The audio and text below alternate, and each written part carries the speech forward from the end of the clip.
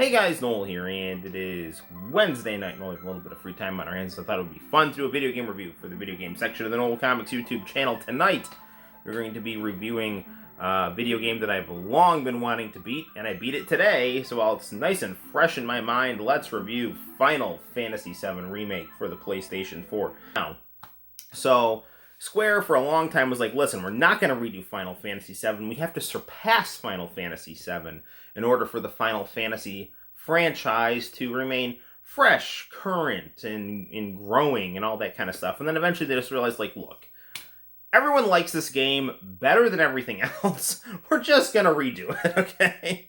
So, but the interesting thing about this game is, like, it's not just a reskin of Final Fantasy VII. This is basically a new telling of this game's first part that takes place in the city of Midgar. The story will be very, very familiar to you if you've played the original, but not identical. And, you know, you might think to yourself when you're playing this, it's like, oh, they just made some kind of creative tweaks to make it a little more modern. But what to me is really interesting is that they actually had powerful plot reasons as to why some of this stuff was playing out differently than in the PlayStation original. And by the end of the game, you know, doors are going to be opened up to very interesting and new possibilities with this franchise. And I don't want to go into, you know, too much more detail because I'll be spoiling things, but just, you know, be aware, you know, you're going to be getting part, you know, familiar, nostalgic trips down, you know, your teenage years, and part, you know, I don't know what's going to happen here because there's some different stuff going on. And that's what Final Fantasy VII Remake does really, really, really well. Now, my only criticism about Final Fantasy VII Remake, and I'm going to just say full disclosure here, Midgar is my favorite part of Final Fantasy VII. If you look on my channel, I have a ton of fan art videos of Hot-Blooded Detective Joe, the cut character from the development phase of Final Fantasy VII when the game was only supposed to take place in, like, Midgar, New York City. So I love Midgar, the whole cyberpunk neon-soaked haves and have-not, edgy, Blade Runner-esque aesthetic, okay? And that is how Final Fantasy VII starts, okay? So this game is all that world, and I really, really, really like it.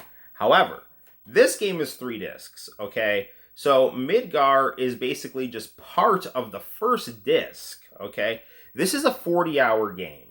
This is about a 40-hour game too. This is only Midgar, okay? So they really stretch out some parts of, let's say, the original game that might take you 5 minutes, might take you like an hour in the remake.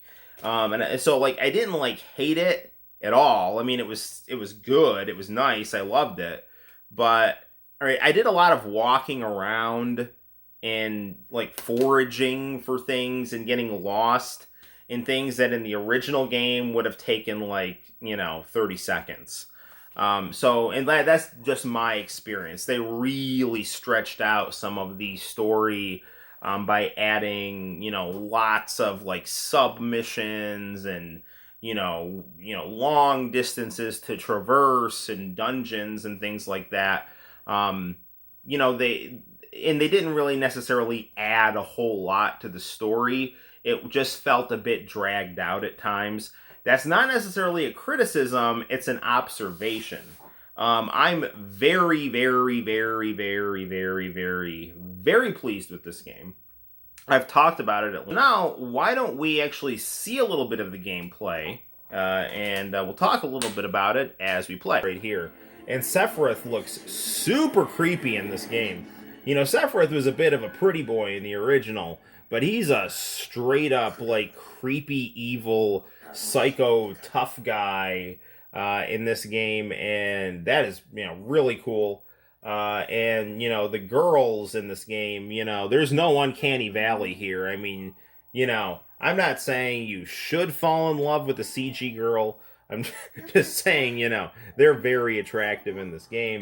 And it does a really nice job of, building a romantic plot structure and subtext. Cloud with both Jesse, Tifa, and Eris. So it's good stuff. And you really get to like all the characters. Now, I talked about Final Fantasy VII Advent Children. Now, Final Fantasy VII Advent Children didn't look as good as this game. It looked kind of like this game, but it had new character designs. They gave Barrett cornrows, which I didn't like. Made Cloud wear like some weird long kind of cape-ish, tunic thing. They just changed how everyone looked. And I didn't like the new designs as much. I thought it was interesting just to have the characters back, but I didn't like the designs as much. So you get really nice graphics with all their old designs, and it really does capture that original feel of Final Fantasy, the environment, where it's like half cyberpunk, half like 1940s New York City breaking down in decay. It really does a nice job of getting that cyberpunk genre JRPG stuff. Now, again, the really interesting thing about this game, and you'll start to understand it the more you play, and even the ending of this it's a bit open-ended. Actually, it's intentionally open-ended. It's very open-ended because there's going to be sequels to this game, God willing. You'll see like clips from things that will happen in the PlayStation 1 Final Fantasy that are not in this part of the game, in the Midgar section, in this kind of like snowy, grainy form, and you'll find out why that's happening. So Cloud's gonna be Eris's bodyguard. This is a really well developed scene that expands upon graphically and a bit in terms of dialogue as well. The scene where Cloud crashes through Eris's church. And what's going to end up happening is, Eris, being the last surviving ancient, is wanted by Shinra, the corporation that runs the world, because they want access to, the promised land, her people's, kind of biblical prophecy of the future, this kind of utopian future rooted in the planet and its resources. And, they want to utilize those resources for, their own profit, the benefit of their corporation, their political power, that kind of thing. So nice deep plot here. Reno is a member of the Turks. The Turks are basically like Shinra hitmen, but they're not bad. They're not bad people, even though they're bad guys. You know what I'm saying? My personal favorite of the Turks is Rude, because he's bald with a well-shaped beard, and he likes Tifa. So I can relate to that. Now, this game does not utilize turn-based combat. It utilizes this kind of hybrid of real-time and turn-based, which, I am such a huge fan of turn-based JRPGs. Like, stuff like Kingdom Hearts, I don't hate, but I'm not that big a fan of it. I much prefer the, turn-based, spectacle-oriented stuff of like, Final Fantasy 7, 8, and 9.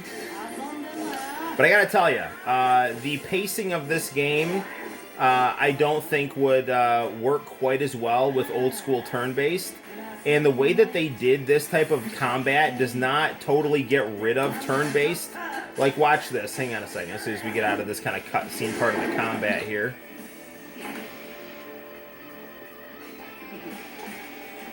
So you can kind of like pause what goes on and choose a spell. Now, if you have multiple people in your party, you can actually choose which party members you want to control. If you want to like move them around the screen. And also, if you want to just, have them do specific spells, you can hit that menu here. And you can do your abilities here.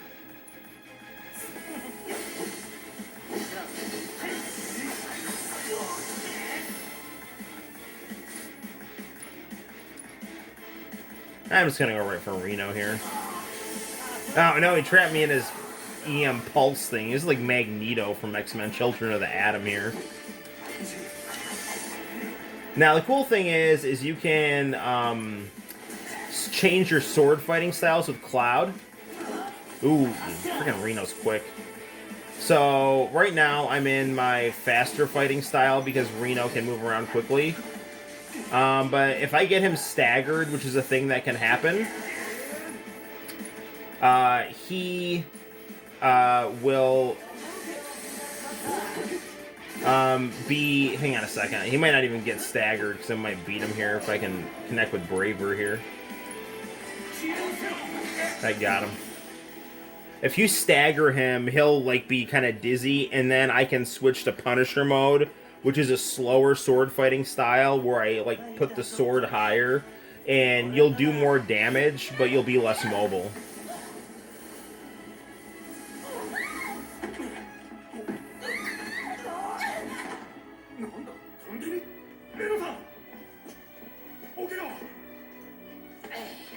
This game does a nice job of, like, the good people within Shinra are kind of like the mediocre people. You know, you get to see a lot of their personalities and kind of like them, you know? And you also really like the good guys as well. Barrett, you know, is Mr. T with the gun arm, and he is just fantastic. I love Barrett. He's just awesome. If you've watched me play this in my live streams, you'll know what a big fan I am of Jessie as well. She is absolutely waifu material. Damn it. Can't get into... I don't think I went for that materia the first time around, so...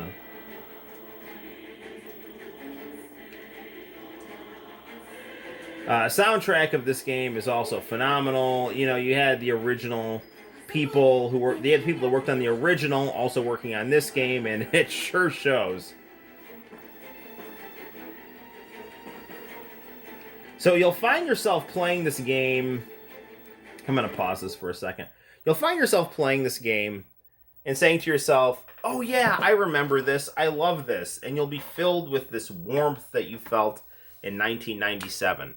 Then you'll be playing this game and you'll be like, that didn't happen that way in the original. What the hell is going on?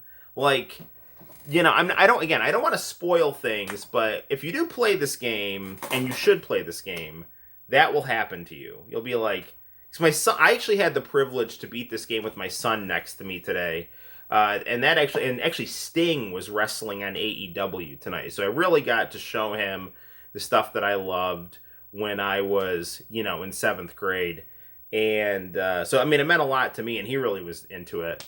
So but Santino kept asking me like, well, what's going on? What's going on? And I was like playing Final Fantasy VII Remake, and I'm like, I don't know, because this wasn't happening in the original, and then by the time you get to the last chapter of the game, it's all blown wide open, and you don't know what the hell's going to happen, and that's exactly what you should, be getting with a game like this. This is not just a retread with new graphics.